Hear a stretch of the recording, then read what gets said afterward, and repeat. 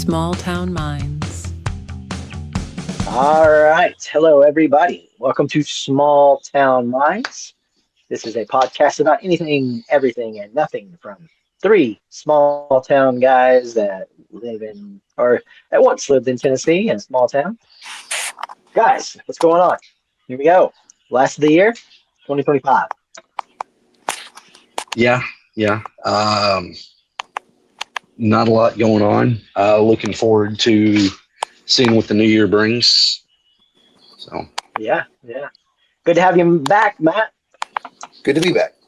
Apologies. Yeah. I decided to come back in stereo today, zoomed in and ready for some focus. I'm not for sure exactly what's going on with the camera, but we'll try to get a farther back view for next time. Oh, that's okay. That works.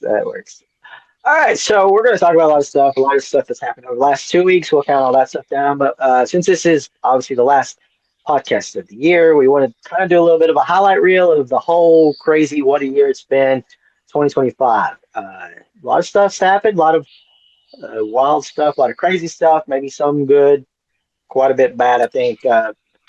Braden, you got the highlights for us? yeah, we'll try to run through this. The source for this is Britannica.com, 2025 year-end review. And just kind of going month by month, I'll try to run through this, hit the highlights. In January, we had wildfires in Los Angeles. Obviously, Sure. Trump with the inauguration.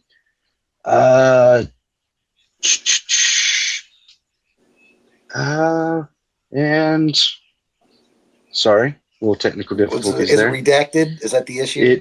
That is the issue. Oh, Can no. I can only see a few lines. I get it.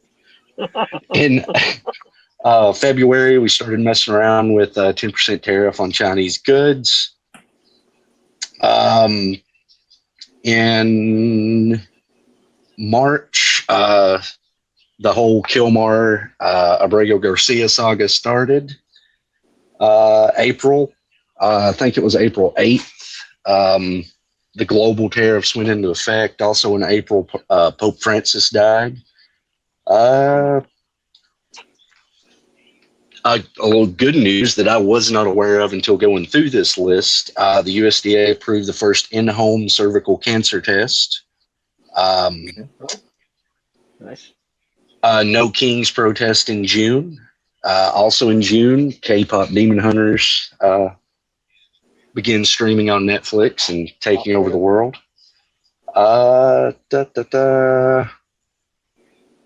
Running through, trying to speed this along. Back in July, the Sydney Sweeney Has Great Jeans ad dropped to much controversy. Great jeans. Absolutely.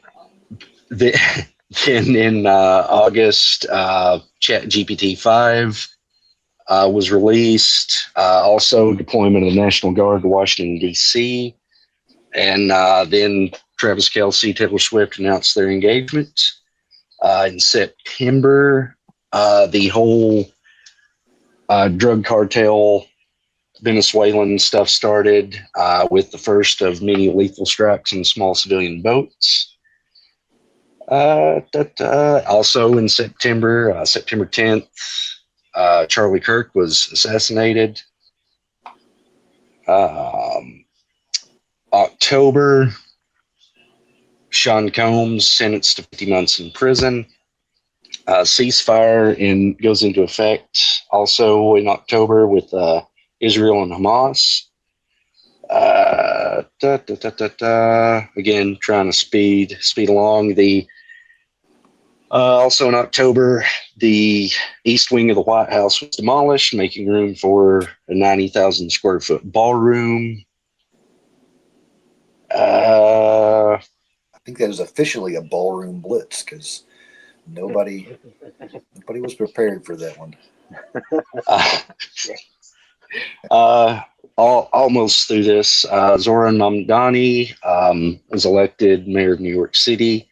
In November, the last penny is minted in the United States. Also in November, longest government shutdown ends after 43 days. Also in November, the Epstein files were signed to be released. We've already referenced that. And I think we can stop there. A whole lot has happened. It's a laundry list. Pretty wild. Interesting year. Yeah. Wild year. And those are more of the highlights of like the statistics stuff, but there's a lot of really wild and crazy shit that we've even talked about since we've started this podcast that's happened. That's just sort of mind blowing. That's happened. That's continuing to happen. We'll talk even more about what's happened over the last 2 weeks because it continues on and on. Matt, since you've missed the last two, we're going to start with you after that one because you sent me a little video. You sent this on Facebook, and Brayden doesn't have Facebook, so we can't share it with him. But surveillance pricing. Oh yeah, Brayden, you know anything about this surveillance pricing? You know what this is, Brayden? I don't think so. All right, Matt, go into it. This is some pretty scary shit. Well, in the video, it talks about some specific ways that and companies that are, I guess, watching what you spend, how you spend, and kind of engaging, thinking about how you even, if you might be apt to pay more for something, and it will attempt to try to charge you more if you choose to do it. So what they were kind of going over was some grocery apps and things of that nature, to where they had 10, 12 people sitting in the same room, ordering things from the same store at the same time, but they were getting different prices. Same room, same location, same time, same order, same app, different prices. Yeah, getting different prices. So the statement was it's using the algorithms to think of what you may have spent in other places, and did you overpay for things, and then it may charge you more for the loaf of bread than it would Mike or me, based off our spending habits. It was also talking about stores now are going to a lot of electronic pricing systems, so they can change prices of things. Like in store, like a digital pricing system in the store. So if you walk by a loaf of bread and it says 99 cents, you walk by the next 20 minutes, it might say $1.10, and nobody's touched it. You know what I mean? It's just that quick. Or and this too, if it somehow is able, and I don't know if they're there yet, but if it's able to dictate who's around, it might fluctuate from that as well, right, Matt? I would almost, I know they say it doesn't, but I'm pretty sure this phone knows things that I've talked about. So I would think it knows which aisle that I'm in and which grocery store or roadside porn shop or whatever, Yeah, exactly. Now, the big one that they used in this documentary, Brayden, was Instacart. That was the big one that they used. But it's not just Instacart. Now, if you look it up, it shows a lot of different ones like Delta, Uber, Kroger. That's a big one. Instacart. Those are the major ones that they list. But I'm going to tell you right now, it's a lot more than that. It's the big boys. I guarantee you, Walmart's in on it. Amazon is in on it. I guarantee you, and I'll tell you why. All right, so I have a seller account with Amazon, and I got my movies and stuff on there. And I don't get on there that much anymore. Every now and then there'll be a sale trickle down, but I don't really. It's not my main thing. The other day, right after we watched this, about a couple days after that, I went on there to edit one of my movies, right? And when I did, it was really wild. When I did, I put in the price, right? And then there was this sort of new menu that it has. And at the bottom of it, it had lowest accepted customer price and highest accepted customer price. And I'm sitting there going this is not eBay. What are we doing here? I'm not accepting offers here. So, and I'm like, oh, this is that. This is surveillance pricing. This is how much is the lowest we can charge somebody who might not pay the amount that you're asking, and what's the highest that we could charge somebody because some people will pay more. Yeah. That's exactly what this is. And I'm like, wow. So it's coming, it's everywhere, and this is a crazy situation. So everything that you do online, purchases and stuff, tracking all your online orders and stuff, everything that you do is being tracked. And some people say, well, what's this information good for? This is what it's good for. It's good to be able to tailor suit what you will be willing to pay. Yeah. And charge you the most amount that they think that they can get out of you. That's pretty much it, right? Thoughts?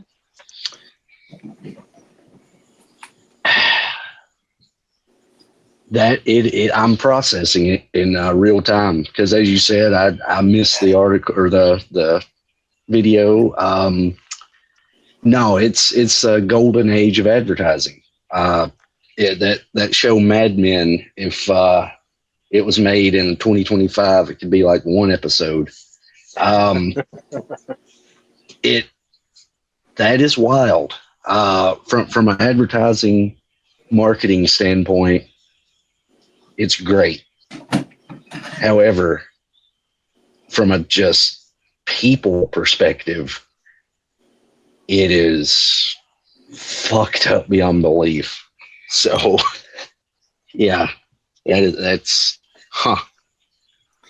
Yeah, and a lot of people use these things because they can't go to the store themselves to get groceries. So, they may be paying more for this. And I'm sure in the long run it's still something they feel is very necessary, but you keep taking that extra $3 from someone who didn't have the $3 to give to begin with. And next thing you know, next week they're not getting their baked beans or it's yeah. And I think at that point they'll just keep pushing the price up. Like right, possibly. That was another thing on that documentary too, Brayden, was that they were saying that as far as about who sets the prices on Instacart, because they were kind of going back and forth blaming each other because, like, as far as like a Kroger, say, or no, it was a Target. They said, oh, well, Target doesn't set their own prices, or they said at first. Instacart said Target set their own prices, but then Target said, no, we don't set the prices. And then they're like, well, yes, we set the prices for them, but ... So it seems all very like manually controlled or like in a system where AI is literally like filtering through all these people, and they're able to say, well, this is how much you're going to pay, But yeah, I mean, obviously, when you use these services like Instacart, DoorDash, stuff like that, it's always inflated prices. I think at least that's what I always see. Maybe somebody would see the same price. I don't know, but I don't think they would. But the fact that they can just change them at will and cater them individually, that's a very scary scenario, I think. Yeah. All right. Anything else about that, Matt? Nothing else about that. And since it's been a while, did either of you guys get a chance to check out the It's Florida Man? So I watched one of them. I didn't get a chance to watch a lot of it, but I did watch one of them, and I picked one. What was it? I picked one about a mermaid, and then it ended up being about a goth girl. And I thought, well, this is just me randomly picking shit I like. But it was really wild. It was interesting. So you've watched a lot of these? Yeah, I think I've watched all the available episodes, and I have to say it was really neat because there's some really big name actors that are, acting out these scenes, and honestly, a few of the stories are kind of like, wow. One of them goes through a guy who wakes up next to a swamp without an arm. Yeah. Come to find out, he been cleaning up in a park somewhere and hopped a fence, and he was obviously a little inebriated, with whatever he was doing. But he said he saw this beautiful body of water and decided he was going to swim in it, and he's just swimming out, and then all of a sudden he realizes that that's an alligator. And I guess he was outside for like 4 days without anything, if I remember correctly. But the stories are outrageous. Don't get me wrong, but they're based on true story. And I'll say based because I'm sure there's some exaggeration. Nobody remembers everything exactly how it happened. Well, the one I saw was about a mermaid, or a woman who works as a mermaid or something, but she lives next door. Do you remember that one? To the goth girl who with the sort of warlock guy, and they're doing devil worships in the backyard. Oh yeah. And I guess having nudist parties, I guess pretty much too. Yeah. So I mean that would be wild also. But the funny part is like the actors that are actually going are acting this out while the people are telling their own stories. Right. So you actually see like the person. It's kind of like Drunk History. You remember that show, Drunk History? Kind of like that. Yeah. It's pretty interesting. I laughed pretty hard. Yeah. All right. Cool. That's a good one. All right, so let's go back 2 weeks. It's been 2 weeks. A lot of stuff happened. This happened exactly after we dropped the last episode. We'll talk about it a little bit though. Rob Reiner and his wife murdered by their son. Braden, tell us a little bit about all this that unfolded.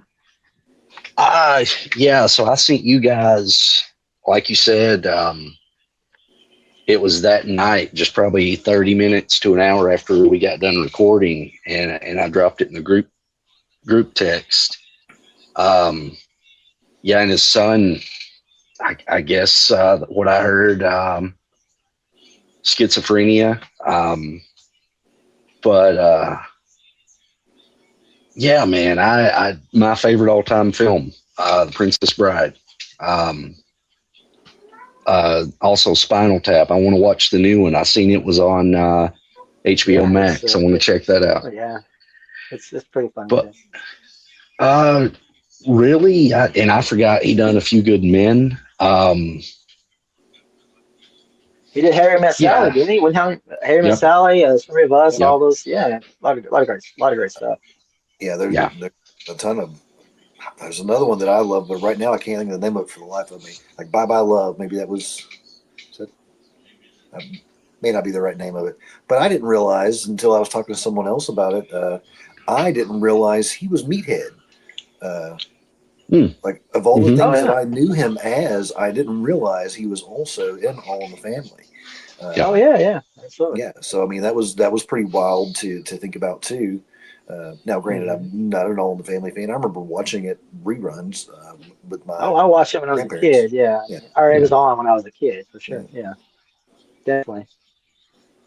But it was. But now that was him. Obviously, a very tragic, terrible fucking thing that happened to both of them. And then what do we get, Braden? What do we get? Just how he was deranged. I didn't commit the fucking. Basically, the reason he died was because of his Trump derangement syndrome. That was his death, basically.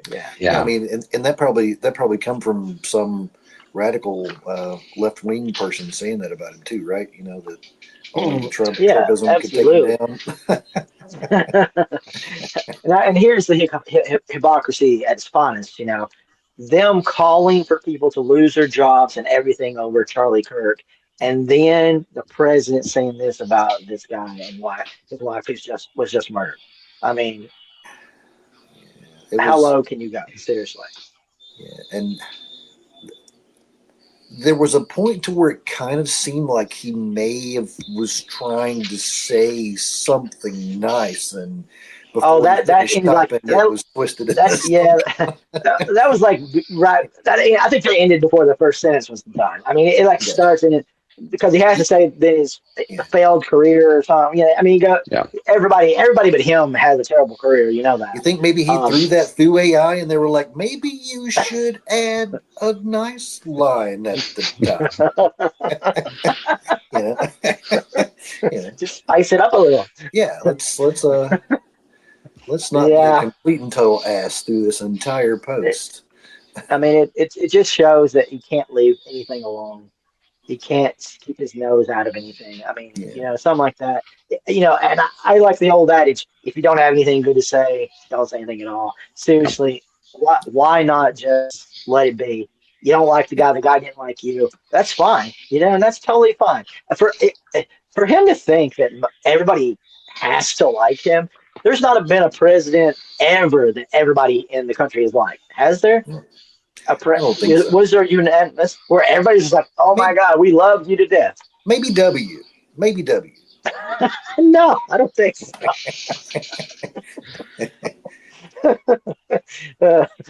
W stands for winner. Had to say Right? Yeah. So we're going to skip around. I don't really have this all sort of together in any sort of coherent fashion. So let's go to the plaques. The plaques that were put underneath in the Hall of Fame, the White House Hall of Fame of the presidents, the plaques. Yeah, man. So. And Braden, I think at some point in time you said that this was much like being a part of Naked Gun or something like that. Or if it wasn't you, it was somebody else who sounds a lot like you, but you shook your head. So at least that part of my memory was good. And I started thinking about it. Like, it really is. Like I feel like we're watching the Spinal Tap of the presidency. It's this mockumentary about the president who is so insecure that he's got to put his own story under every president. And hold on, which one was it? Like he would have really liked President Trump. And it's like, what the hell, man? It's like, come on. Yeah. Oh, he said Reagan was a big fan of Trump. Remember that? Oh yeah, Remember? yeah. Yeah, he's like, oh, Reagan was a big fan of me. and Reagan was already having some troubles before Trump was starting to get famous, which I'm sure they probably in some form or fashion knew him. And maybe Reagan did like him because he thought he was a different or something. He was definitely different. Yeah, I think he did. Right? Or at the very least, he was not perceived as he is now. You know what I mean? Like of course, we didn't know a lot of those things about him back then either. So. There's that. But he did. I mean, to say he liked him, I mean, I feel like he kind of was. Honestly, kind of like the way OJ was perceived back before, the incident. Really, I mean, he was just kind of here and there, and you kind of seen him, but it wasn't like. But of course, there was the roast of Donald Trump, so there was people that could make fun of him, and that's just funny too. Like, imagine a guy who can't even take a joke about himself now. But back then was able to be roasted, Did you ever watch it? Was he okay with being roasted? I don't know. Okay, fair enough. I mean, honestly, yeah. Well, he agreed to it. He agreed to it, but he didn't have fun. Yeah, well, okay. That's. I don't think there's a single bit of enjoyment in that whole entire thing for him. It's like they weren't supposed to actually roast me. Well, I mean, yeah, I think, at least to me, that's how it looked the entire time. Like I actually, even Rob Lowe, during there were points to where Rob Lowe actually laughed, and I felt like it was a genuine laugh. But he was another person that I thought looked very uncomfortable in the roast situation. All right. Okay, so moving on. Trump says he was offered $250 million to run for a third term. I'm sure he was. Like, what I wish we could have as a country is some What's that? fucking post-nut clarity, because this all seemed like a great idea. Did it? For some, okay. well, for some people. For some people, this all seemed like a great idea, and it's the chick you see at the end of the bar, and it's going to be a fucked up night, and your buddy's like, I don't think you should, and you go through with it, and you realize after the fact that, yeah, that was a terrible idea. That post nut. Yeah, the Daniel Toss pterodactyl Yeah. I don't know if you ever heard him talk about that one. Yeah. Yeah. It's this is definitely a pterodactyl the next morning. It's knocked over the lamp. Yeah. I just wish we could fucking wake up. Like, I don't know, talking about a third term and very dictatorish actions, and it's just, come on. And I don't know if you were a part of the conversation, and maybe I shouldn't even mention this one, but I know you were a part of the conversation. It was in our mainstream, but we were talking about the fact that, you know, we've already got martial law on the golf tee at the moment. All he's got to do is put it in, you know. And I know you don't putt from the tee, but some people are special, and you get to do that kind of thing.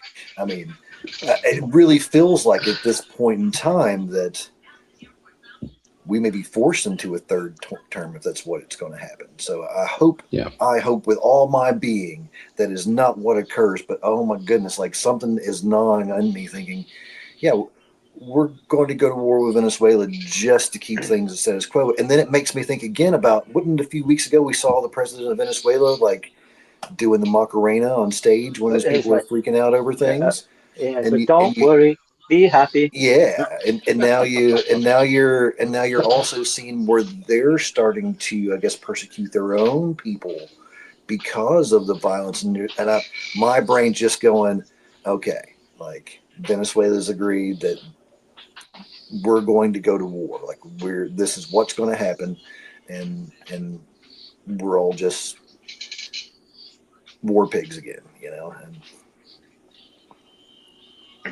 Well, you talked about you said that, Matt, something about how you can't kick a president out during wartime, and then but you're right. That is set up.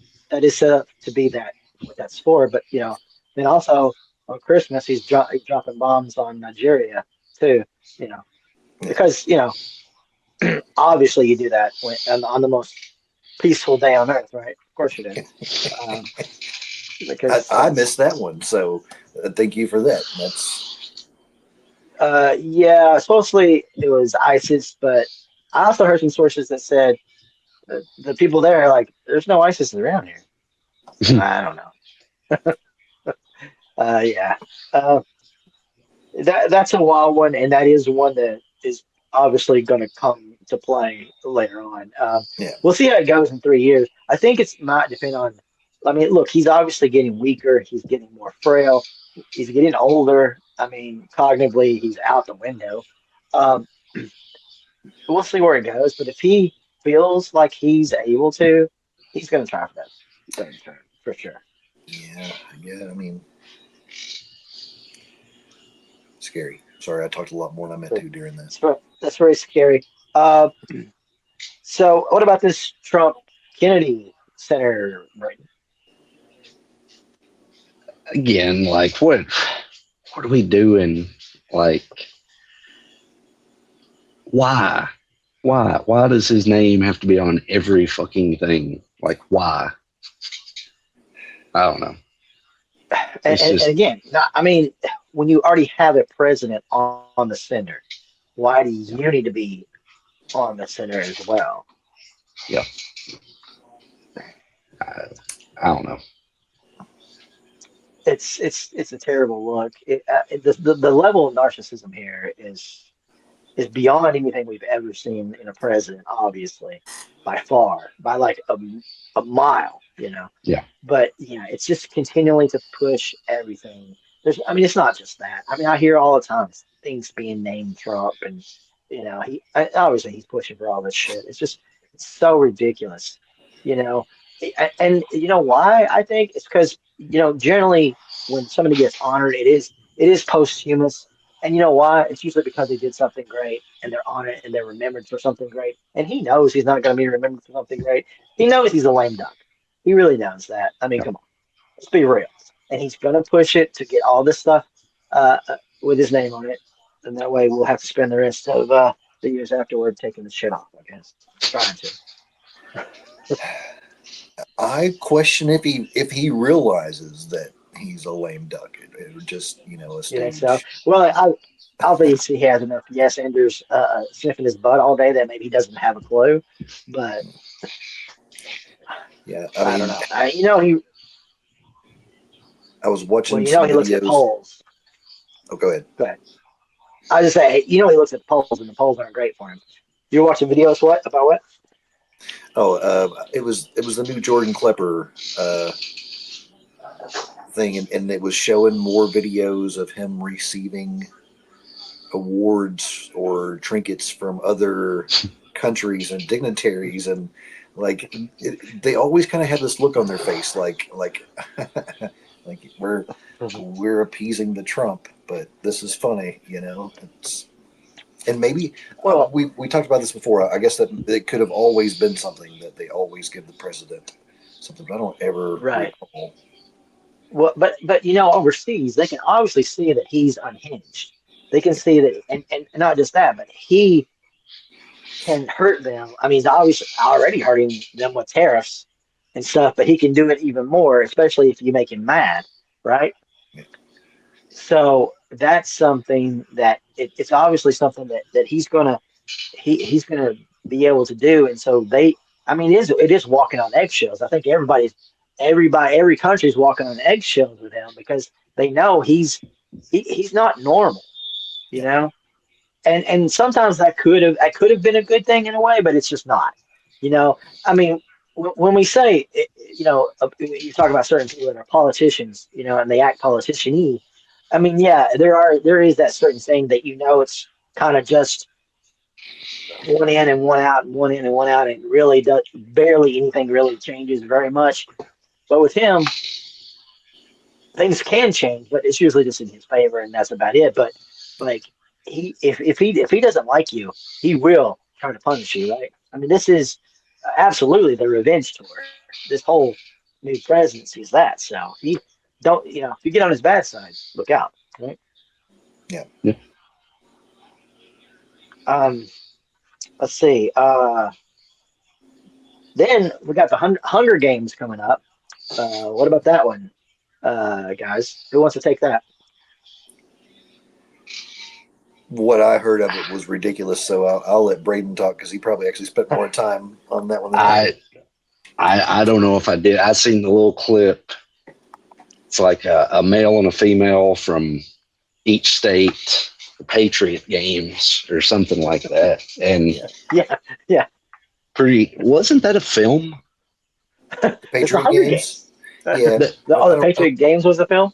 Yeah, but I don't think it was actually about that type of thing. That. Right. No, that's definitely Hunger Games. Yeah. But Patriot Games, pretty sure that was a film, or that's another Mandela effect thing. So no, and you're right. There was a film called Patriot Games, but I don't think it's about that. But still, what is that? What are we doing? That's so weird. Yeah. I don't know. I just yeah. While we're in here, let's just stay in here. Epstein files. So, I told you we were going to get them, and it was going to be a bunch of black lines, and we got them. It was a bunch of black lines, but it got kind of turned on them, didn't it, Braden? Yeah. Tell us a little bit about it. Apparently, some sleuths out there figured out how to download the core file, highlight the redacted text, copy it to a new file, and bingo, it's unredacted. I don't know if the FBI did that on purpose, but I don't think so. Honestly, Cash Patel, just look at him. Fair. How much money was it again we spent in overtime for this? I mean, almost $1 million to have people to do this. Cash. Hey, hard money at working, the working man's money, hard at work here, doing the job, doing the good deeds here. So we got all this treasure trove of stuff, more stuff coming out all the time, constantly kind of stuff. Some stuff not making Trump look that great, is it? And he's gone off on all these different tangents, saying like, oh, all these people who were on planes with Epstein, big buddies with Epstein. It's like, is he talking about himself in the third person again? What's he doing? Um, all this information, but the crazy thing about it is like I don't. It's like you hear all this stuff, but you don't hear anything about Yeah. anything happening. Like there's all this talk about stuff about now. Again, I have not read all these things. I mean, hell, that would be like you could spend days, you could spend your whole life. I don't know how long it would take. It would take months, years, maybe to read all this crap. There's just so much stuff. But obviously, some of the things that they brought to life was the stuff. Meow. was one was about a girl, baby getting put in a well. No, I'm sorry, in the river, Michigan River, Yep. and Trump knowing about that, which was wild. Now, so and there's some things in there. So that apparently there was a letter, one that was sent to I can't think of his name, the guy who's in prison, but it was saying like how Trump liked like young girls too. Life isn't fair, but they said that was a fake, and because it was sent from a different prison. But I'm like, okay, maybe it was a fake, but why is it even in there? I don't really understand that. But anyway, but regardless of that, and I think there's also some stuff in there about Katie Johnson, isn't there, Braden? I did see her name pop up a couple times. Do you remember Katie Johnson, Braden? She was the yeah, I do remember. Was that the blurred face video? I know I've seen a. Yeah, go ahead. She's the 13-year-old who said that Trump raped her. And it went so far until it did what it did. And then of course there's other people. Another girl in there, who said that they'll kill me, and then then she died of suicide. Yep. A lot of people died of suicide right here. So, makes you wonder about stuff. But there's just so much stuff. But here's the thing: will any of this make any difference on his base at all? I mean, there are a few people that have turned. There's a few people, like Marty Taylor Greene and stuff. I sent you that one girl. She's some influencer, I guess, on Twitter, the patriotic blonde, who's like, hey, Democrats, we're not friends, but you guys try to warn us, and I laughed at you, but I see it now. So I mean, there are some people that are coming around, but I think there's still so many die-hard people that will never, ever. I mean, it's going to take years of therapy or something. I don't know, for them to ever be able to be like, you know what? I think I was wrong. I think I was duped. Here, go ahead. I would agree with that. I mean, I think even if they find videos of him doing bad things, that's going to be something to where it's written off as, no, it couldn't have been real. It had to have been doctored, or like Right. Couldn't be possible. Those who follow him religiously, I don't think it will matter what type of information we have out there. Right. Go ahead. No, you go ahead. I'll stop at that for a minute. I was going to say, obviously, there in the files you see that he spent way more time on the planes than he said he did, because he lied and said he was never on them at all, and he continues to do so, thinking that's going to. He thinks that's always going to be okay. Like, okay, well, we've got documentation here of you being on there and saying all this stuff, but he's like, yeah, I'm good. I'm going to keep. That's my story, and I'm sticking to it. Kind of mentality. Really boring stuff. It's boring. Nothing to see here. Nothing to see. And the photos of Bill Clinton, not flattering, especially the one in the pool. But I love that Clinton's like, let's release everything on here. Let's release it all. Trump's not saying that, is he? No. And I don't know that anybody else. Yeah, right. Well, he says it's all Democrats, and they're all going down. Yeah, but I don't know. Brayden, you got anything more on that? What do you got on the files? again, I'm just waiting on something to happen. Like you said, nothing seemingly is going to happen. So I don't know. We'll see. Yeah. It's it's probably not gonna the way we think it maybe would, but um, all right. So let's see here. Well, so Wall Street Journal did a little story. It said something about lobbyists are saying that basically we talked a lot about this before, which I think is funny because I was talking about pardons and how it seems like there's one every day or every week or something. Pardons are always happening, and the Wall Street Journal is saying lobbyists are basically saying that you can basically cut a deal with Trump, give him like a cool million or a few million, and you can get a pardon. I mean. Yeah, I I mean, saw that. Braden has called this out from the beginning, but America has never been so up for sale, has it? No. In its whole existence, from everything, from Qatar to anybody in prison that has enough money to be like, "Hey, let me out of here. I'll give you this." And all these deals he has too. There was some deal with watches, I think he was trying to sell, and or maybe it was phones he was trying to sell, and then nobody got them, or they were, you know what I'm talking about, or they Yep. were like It was old, phones. old older models or some junk, or Yep. something. I don't. I'm like, you're the president. What is this? Should this be happening? Uh, like the amount of money he's garnered over this year, I'm sure out is just amazing. And the thing we talked about before a million times is when it comes to the level of corruption that we see in front of our face, it's so blatantly and boldly just displayed that nobody seems to care about. That only makes me worry about all the collusion that's happening that we don't know about.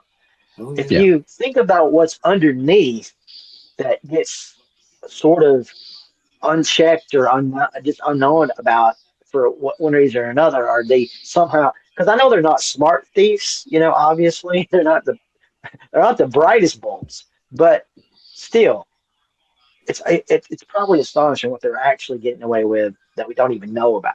You know Oh what I yeah. mean? So that's a really frightening situation.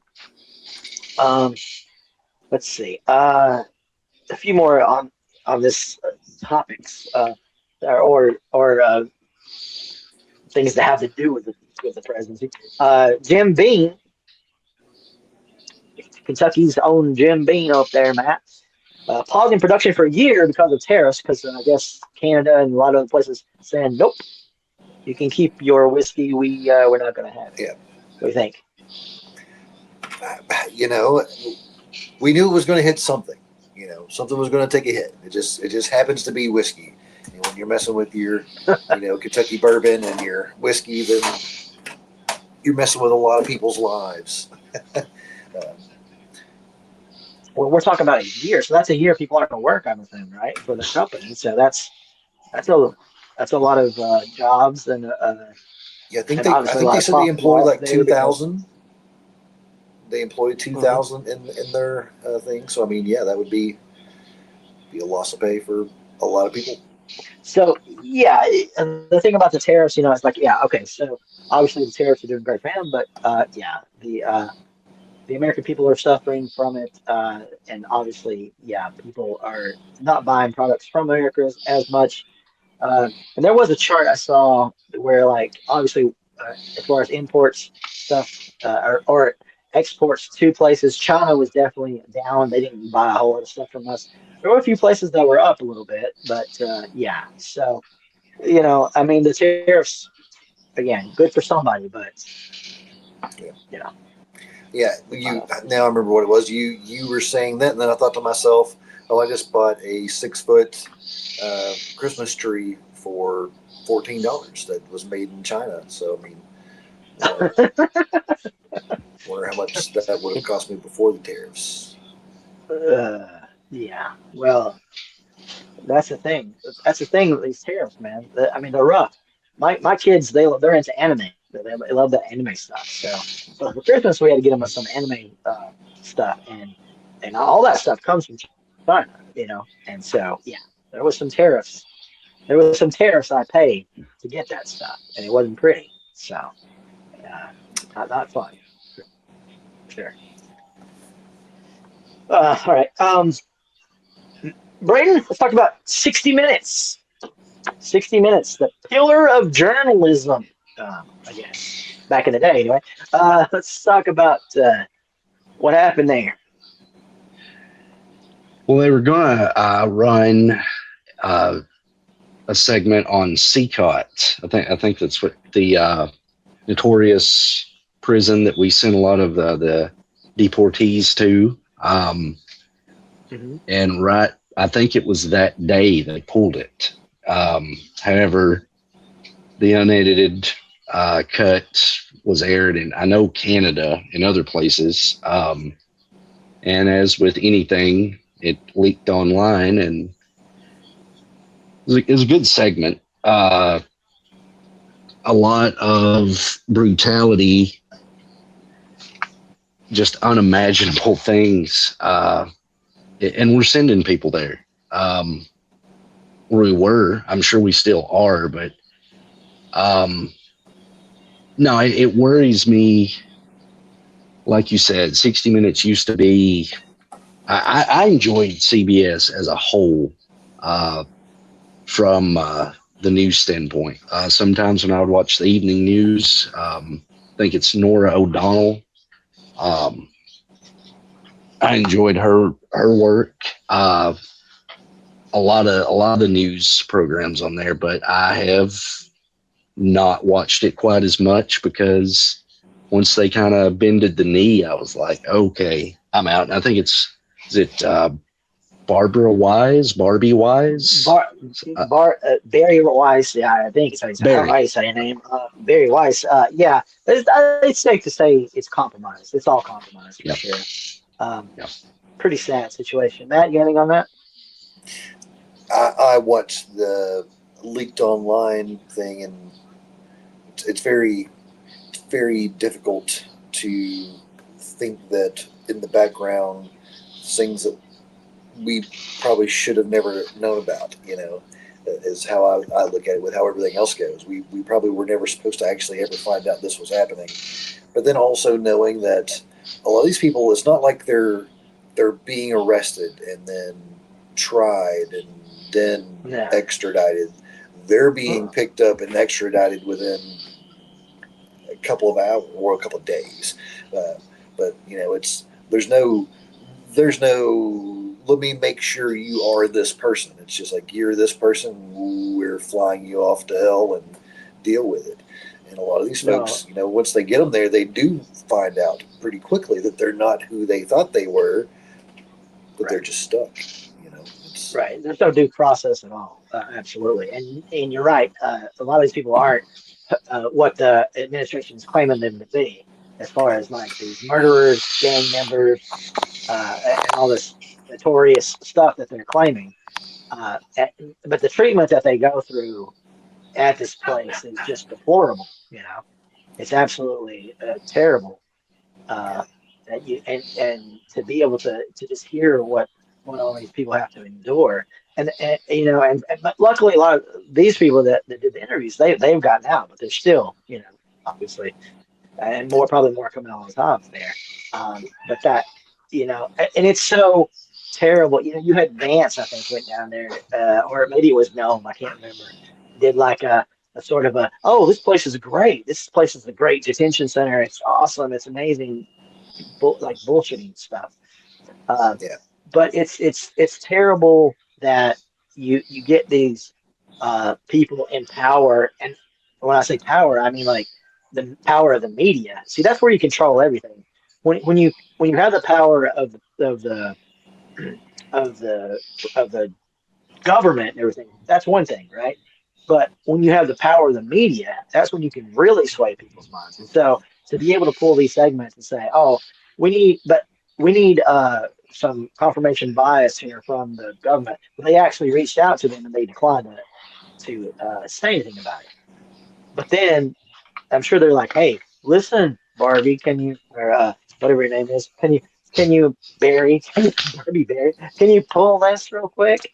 Um, and we just happened to find this one because it did air. Think of the ones that never get to even that point, right? Yeah. Yeah. So anyway, yeah, it's a terrible situation. Anybody got anything else to add to that one? No. Yeah. Nothing Right. constructive. Yeah. Okay.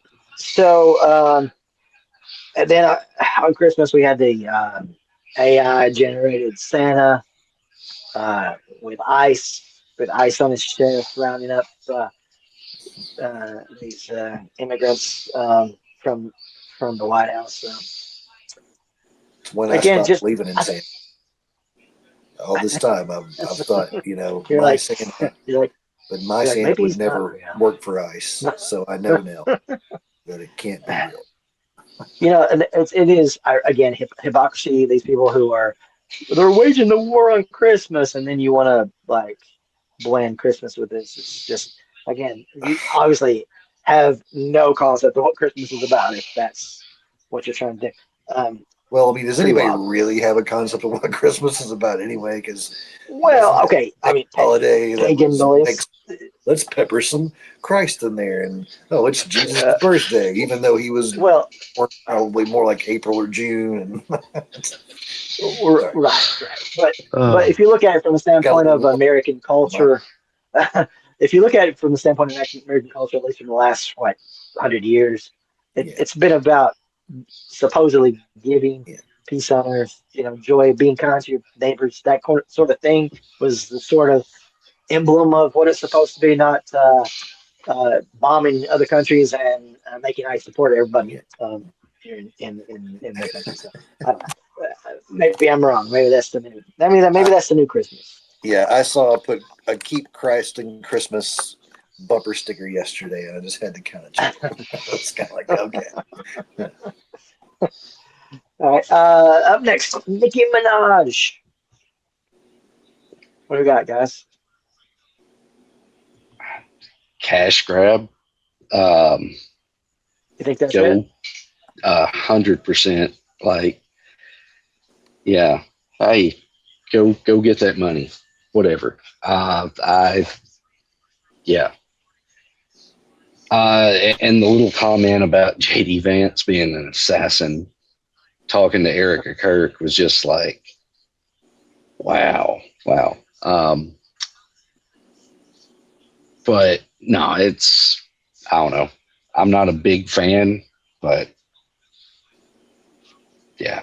Well, apparently a lot of other people aren't either because she lost, what was it? What did she lose? Almost nearly 10 million followers on Instagram after her turning point charade that she did. So she deleted her Instagram after that because she was losing so many followers. Jeez. Pretty wild. Yeah, I'm old school. I mean, I do. I kind of feel like, if you're an entertainer, it's kind of probably best to stay in the middle because you're gonna piss some people off. I mean, I realize that we're in a different time than that, and everybody does feel the need to say their opinions, but it does draw lines in the sand for everybody, and it kind of sucks to see that in some ways for some people. Generally speaking, I don't think that the right has a lot of celebrities really. The list is short, but they do have some, But even when like Stephen King's very vocal on the left, and I see a lot of people bitching about him and his movies and books now, which wouldn't have happened had it not have been because of that. That's all it is. So it does sort of put you in a box when you do that, unfortunately. But yeah, when you go and piss off half your fan base, I mean, it's probably pretty rough for you. Yeah. So might have to be careful with that kind of a deal. Almost done with this stuff. One last thing: South Park writer buys all of the Trump Kennedy websites. What do you think about that? Brilliant, just brilliant. Because it's go ahead. Well, I was going to say, apparently he did this early. Like, it's not been like recent. Like, he had the forethought to like do this pretty quickly. Yeah. No, it probably didn't cost him that much, and it's just enough to really stick in Trump's, just fucking burr in his saddle and eat at him. So it's great. Yeah. Well, and for a stint, I was training to be a web designer and learning the trade of web design, and I remember one of the things that my teacher told us was like, if you think of something that you think is a crafty or well put together URL, go buy it. Like, more than likely you're going to have somebody come to you and offer you a lot more money than you spent for it. So I mean, at one point in time, I think I owned like 45 or 50 URLs because they're just things that I thought were quippy that weren't taken, and unfortunately, I ran out of money for my web design business, and I just let it all go. I don't know that any of them ever became big things though. So obviously, I'm not as hip as I thought I was. Well, I'd say in the boom, like when maybe like early 2000s. Yeah, that would be, if you had the foresight to do that, then and the money to keep up with them all. That would have been a really good thing to do, because obviously there were so many things that weren't on the market yet that came about. They needed those websites. And if you own that domain, then you could charge them whatever you felt. Whatever you want to, if they wanted that domain, because I mean, for some, obviously to be legit, you have to have the .com. You can't have the .cd or the .ct or whatever it is. DK. Remember that one? DK. That was one, wasn't it? So you have, they're gonna want that one. So yeah, I would say if you ran in with if you had like the right one, that you could make some money there. Yeah, for sure. All right, let's move on past all that junk. So let's go into some other stuff. Here's a scary one for you. So let's move on to this one here, a scary story. Printers, when you print things, tracking everything you do. Yeah. Did you guys catch that story? Did you read it? Yeah, I did read through that one. That one was definitely a very eye-opening realization, and how easy it would have been. Like, oh yeah, like I guess that would be very simple for them to do. So I mean, a lot of questionable print-offs for very low quality pictures in the late 90s, early 2000s for me. It's like, I mean, yeah, definitely scary. Think about the fact that that was possible, and we didn't realize it was possible. So it just opens apparently the questions. Apparently, it started like in the early 2000s, maybe 2001 and stuff like that. Yeah. And it may not be every model, but there definitely are models that do it. And pretty much anything that you print, they have like these little yellow dots that you can't really see with the naked eye, I don't think. But they are able to literally pinpoint, I guess, the model that it was printed from, and the date, or the timestamp, I guess, and all that. So, yeah, if you say, I didn't print that, I guess you could be shown different. What do you think about that, Braden? I've said it before. I'll say it again. The Patriot Act changed a lot of shit, because when that got signed in, little things in the name of national security started slipping in different forms of surveillance. And I'm sure you could probably trace this back to that. No, it is wild. It is wild. Yeah, it's scary. It is. It's. I think we just sometimes have no idea how much we're being tracked. How much our footprint is being out there that we leave it without even knowing. I mean, but Yeah. yeah, I mean, I mean, not I don't think I've printed anything illegal or anything weird, but at the same time, it's like it doesn't mean that I want my shit tracked either. You Right. know, so and I'm sure most people don't know this at all. So pretty scary. Yeah.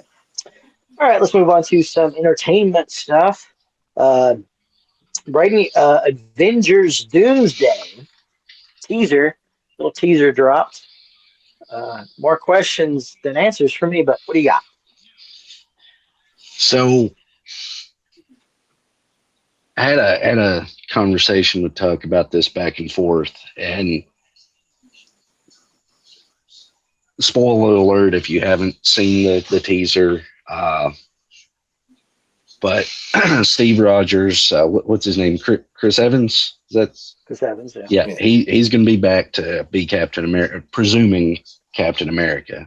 And it's just like, what was the point of Endgame? Like, and I get real comics do this all the time, multiverses and shit. But like, to me, and you two may disagree, and that's fine. But to me, it's lazy. Like, there's no weight in anything, and it just seems like a cash grab. So, no, it totally is. And like I said when we were texting about it, I did like the one with Spider-Man because it was cool to see Tobey Maguire back. I did like that.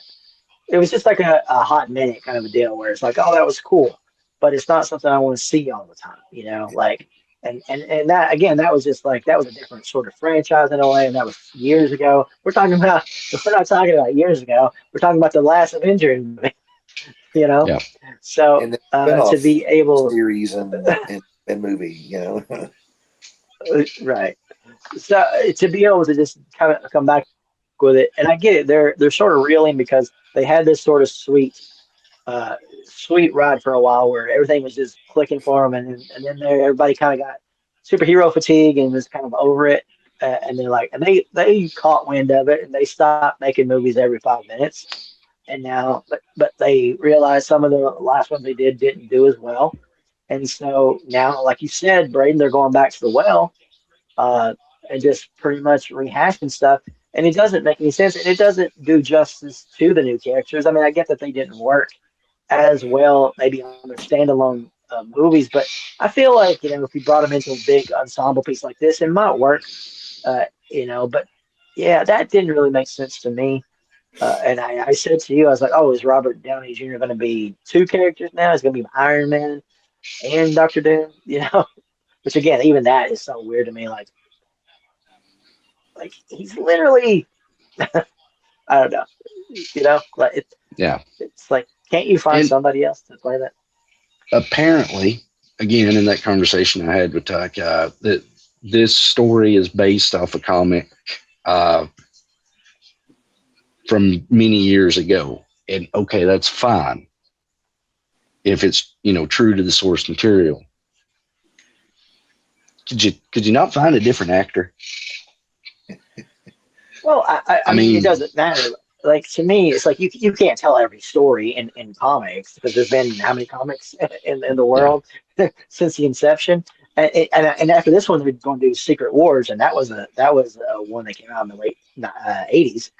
So, but it's like, you know, yeah. I mean, I agree. I think that, you know, they should have just stuck with the other guys. You know, the new Captain America, and just let him play the part in this. I don't, and hey, I'm sure he's going to be in it, but I don't know how this is all going to work out. Is it going to be two? Yeah. Is it going to be just a multiverse kind of a deal? Going along with it, I don't really know, but it doesn't seem like it's the best way to do things. But again, it's too early for nostalgia on this one, I think. That's my take. Yeah. Matt, anything else on that one? You know, I didn't even know it had dropped, so I guess I'll have to go check that one out. But yeah, it's real quick. It's just a teaser. Gotcha. Yeah, I mean, but no, I agree with your statements there. It's odd that they would change up that lineup unless there's going to be some kind of weird multiverse thing to where he's not even the Captain America from the universe that the new spinoff went through. He's coming in from another group, and that's very possibly what they'll do. You know, we may spin through several universes before we get there. Or maybe it's his long lost brother. Yeah, maybe. I don't know. We'll see. All right. Moving on. Brayden, you got something to say about Taylor Swift? Super quick, because I do a lot of scrolling on Reddit. A lot of people are giving her down the road about this new 6-part docuseries. Okay. My wife watched it. I watched a good bit of it. And a lot of people are saying she's insincere and always on, and I'm like, yeah. Like just watching her in this docuseries, she's constantly on, like 24/7. She is a performer, for better or for worse. Like, and I'm just like, a lot of people shit on her because she is a brand. She is a business. Like, I don't think people can wrap their head around the level of fame she's at. Like, and it is to maintain that brand. You have to be that brand. You have to act a certain way, do certain things. Like, I don't know.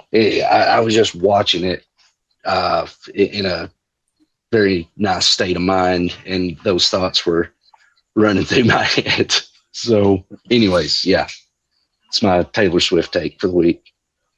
And I would like to watch that one, but I've been watching a different 6-part, or maybe it's more than 6-part, on Disney also. But that's the Beatles Anthology. I've enjoyed that so far. I watched a couple episodes of that the other day. I think either early Christmas Day or the day after Christmas. I threw a couple episodes of that on. I was never a huge Beatles fan, but I definitely understand the music a lot more now. And I've, over the years, I've grown a great appreciation for a lot of the stuff too. But this has actually made me find more songs of theirs that I actually really enjoy. Cool. I haven't watched either one of those. I did watch the Bruce Springsteen movie though that came out recently. Oh Lord, I can't think of the guy who's, is it the one where the bear? Yeah. Guy who's playing the bear. Yeah. Mm-hmm. Yeah. I want to watch that one. I didn't realize it was already out. Yeah, it's pretty good. It's kind of like just a snapshot of time in his career, though. It's like when he was making Nebraska, which is kind of maybe a weird part to play, but a lot of it's just mostly, I think it's from a book that maybe he wrote or co-wrote or helped write or something. But it's basically mostly about just him sort of getting to make that record while at the same time he was working on stuff like Born in the USA and all that. But it was just mostly about like him having depression and like living through the traumas of his past and all that sort of stuff. More of a drama kind of thing. So I mean, as a whole, it's not like, I wouldn't say a full Bruce Springsteen movie. If you want like that, it's really not what it is. It's more like just a snapshot of time kind of a deal. I would say it would still be an interesting thing. So I'm very curious. Yeah. If you like his music, I think you might like it. Yeah. The Boss. The Boss. Stranger Things dropped part 2. Brayden? I'll be careful how I say this. A lot of criticism, and a lot of negativity. But to me, if you look at any, let me think back to my creative writing, the story arc, the 3-part structure, the first 4, kind of set the tone, built everything. You had the big one of the big reveals at the end of that volume. And then this one kind of set the tone, obviously, for the epic finale. I enjoyed it.